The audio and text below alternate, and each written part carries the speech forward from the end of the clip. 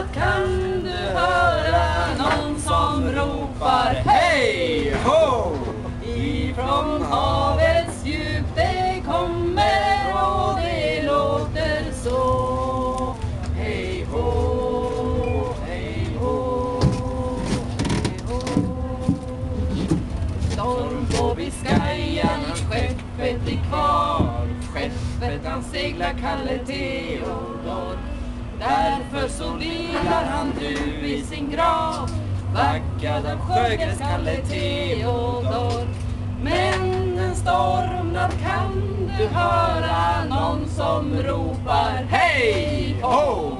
Ifrån havets djup det kommer och det låter så. Hej ho, hej ho.